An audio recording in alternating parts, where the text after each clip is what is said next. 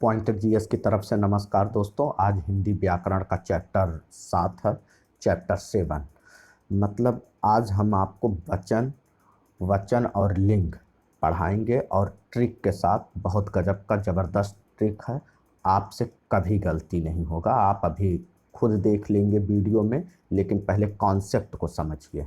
जैसे दोस्तों मेंस भी रहता है तो उसमें लिखना भी होता है, तो कॉन्सेप्ट भी ज़रूरी होता है।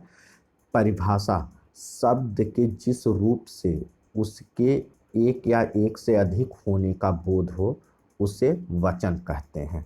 वचन के भेद दो होते हैं, एक वचन बहुवचन। ये याद रखिएगा, वचन के भेद कितने होते हैं? दो होते हैं। आइए आगे देखते हैं।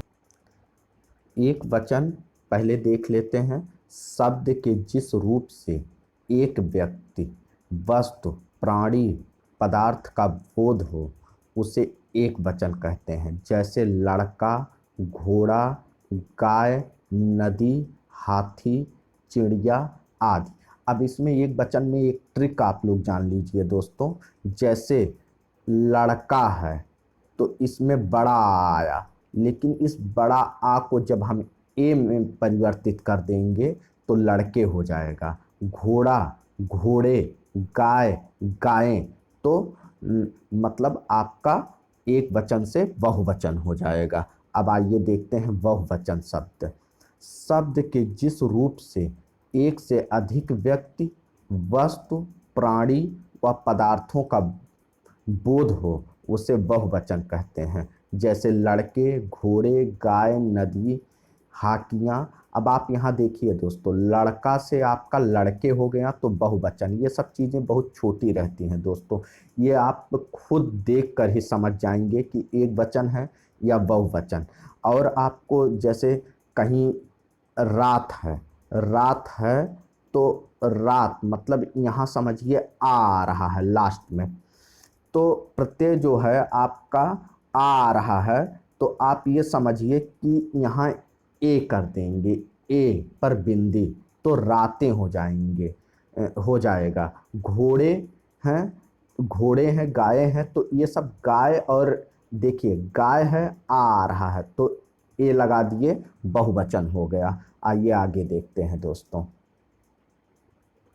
दोस्तों आगे बढ़ने से एक पॉइंट और जान लीजिए। जैसे हाथी है तो यहाँ आप देख रहे होंगे कि बड़ी ई मात्रा आ रहा है आपका थी में, ठीक।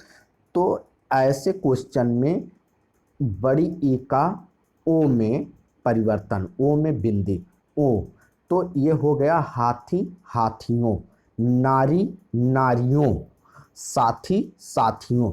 तो ऐसा बहुवचन आपका हो जाएगा, एक वचन से बहुवचन। आइए कुछ इंपॉर्टेंट देख लेते हैं जो कभी बदलते नहीं हैं।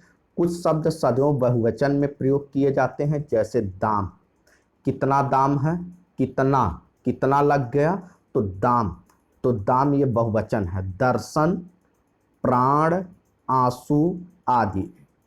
दर्शन हुआ, प्राण हुआ, आंसू हुआ, दाम हुआ, तो यह आप इस तरह नहीं बोल सकते कि एक दाम है, एक प्राण है, एक आंसू है, तो इसलिए यह सदैव बहुवचन में डाल दिया गया है।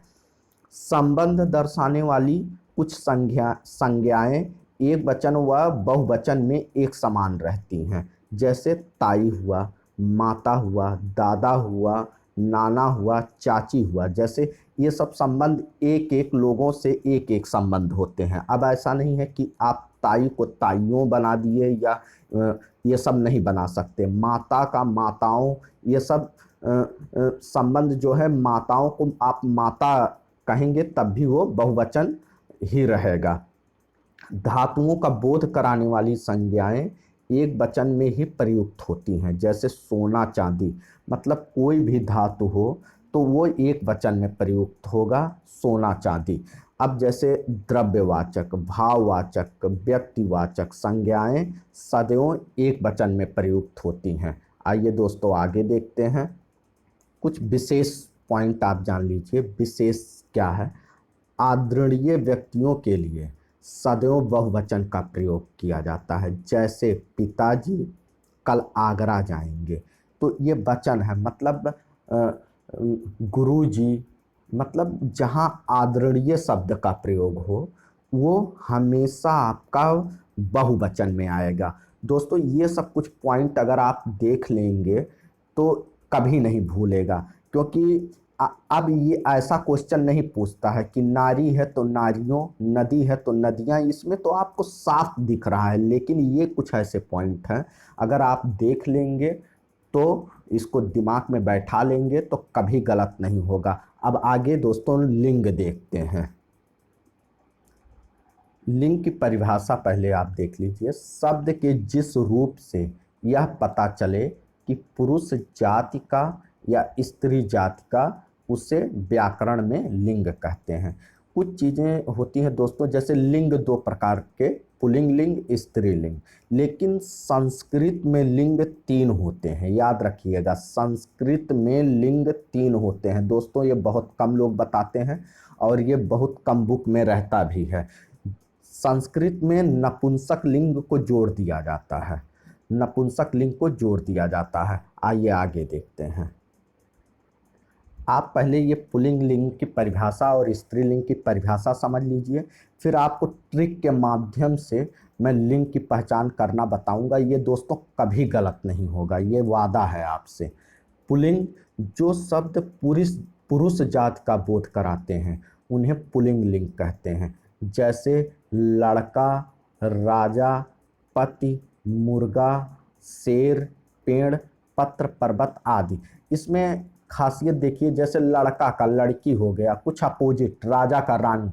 तो अगर लड़का पुल्लिंग है तो रानी स्त्रीलिंग, मतलब अपोजिट कुछ वर्ड हैं जो पुल्लिंग लिंग और स्त्रीलिंग में परिवर्तित हो जाते हैं। स्त्रीलिंग, जिन शब्दों से स्त्री जाति का बोध होता है उन्हें स्त्रीलिंग कहते हैं। जैसे लड़की, लड़का का लड़की हुआ, राजा का रानी हुआ, पति का पत्नी हुआ, बहन हुआ, मुर्गी हुआ, मुर्गा का मुर्गी, गाय, बकरी, घड़ी, नदी, कोठरी आदि। अब दोस्तों आगे देखते हैं और ट्रिक को भी समझते हैं। दोस्तों जैसे पुल्लिंग लिंग की पहचान करना हो या स्त्रीलिंग, पहले आप मेरा या मेरी, उसका और उसकी, अच्छा और अच्छी लगा के देख लेंगे कि आपका कौन सा शब्द है। जैसे आप इन ट्रिक के माध्यम से मेरा, मेरी, अच्छा, अच्छी, उसका, उसकी से आप चेक कर लीजिए। अभी देखिएगा, जैसे ये पुल्लिंग लिंग की पहचान है तो समूहवाचक संज्ञा में समाज है, तो आप खुद देखेंगे मेरा समाज, मेरी समाज नहीं होता है।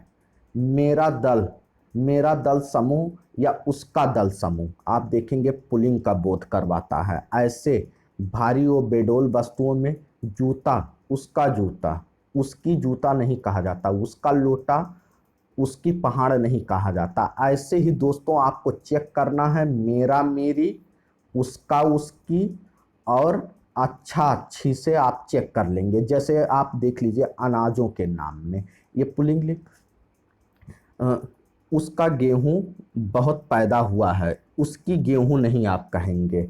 गेहूं बहुत अच्छा है, अच्छा गेहूं, अच्छा बाजरा पैदा हुआ है, अच्छा चना, अच्छी गेहूं, अच्छी बाजरा, ये बैठेगा ही नहीं। तो आप इस ट्रिक के माध्यम से दोस्तों अगर आप चेक करेंगे तो कभी गलत नहीं होगा। आइए स्त्रीलिंग की पहचान देखते हैं दोस्तों। हाँ दोस्तों, और एक खास बात इसमें, जैसे आप तो चेक कर लेंगे ही, लेकिन जैसे दिनों के नाम, महीनों के नाम अगर आप रट लेंगे, पर्वतों के नाम, देशों के नाम, नक्षत्र, ग्रहों के नाम, ये हमेशा पुल्लिंग लिंग में ही रहेगा। जैसे द्रव्य पदार्थों का नाम जैसे आपको मान लिया दे दिया, तो वहाँ ये ध्यान नहीं है कि द्रव पदार्थों के नाम हमेशा पुल्लिंग लिंग में होते हैं। तो शरबत है, शरबत अच्छा है, दही अच्छा है, दही अच्छी नहीं आप कहेंगे, दूध अच्छी नहीं कहेंगे। तो इससे आप चेक कर लेंगे। आकारांत संज्ञाएं देख लेते हैं, जैसे गुस्सा हुआ, चश्मा हुआ, पैसा हुआ, छाता हुआ। तो आप ये देखे होंगे कि मेरी गुस्सा नहीं कहेंगे, मेरा गुस्सा बहुत ज़्यादा है, मेरा चश्मा, मेरा पैसा। तो ये सब चीज़ें हैं दोस्तों। अब आगे हम स्त्रीलिंग में देख लेते हैं। मच्छर, गैड़ा, कौवा, भालू, ये सब भी आप चेक कर लेंगे तो आपको साफ लगेगा कि ये पुल्लिंग लिंग। अब स्त्रीलिंग की भी पहचान में वही समूहवाचक संज्ञाएं, जैसे भीड़, सेना, कक्षा, सभा, कमेटी। अब देखिए यहाँ भी समूहवाचक संज्ञाएं हैं, और पुल्लिंग में भी समूहवाचक था, लेकिन वहाँ समाज, दल, समूह, वर्ग आदि, तो यहाँ कंफ्यूज हो जाता है, तो वही ट्रिक काम आएगा। मेरा, मेरी, उसका, उसकी, अच्छा, अच्छी। अब देखिए भीड़ का ये नहीं कहेंगे आप कि उसका भीड़, मेरा भीड़, अच्छा भीड़, ये नहीं। भीड़ बहुत अच्छी थी, सेना बहुत अच्छी है, सेना बहुत अच्छा नहीं कहेंगे। उसकी कक्षा, ये नहीं कहेंगे उसका कक्षा, उसकी कक्षा, उसकी सभा, सभा में हम गए, ठीक। उसकी सभा में। अब देखिए छोटी व सुंदर वस्तुएं, जूती, लुटिया, पहाड़ी, ये तो आप शब्दों से ही समझ जाएंगे।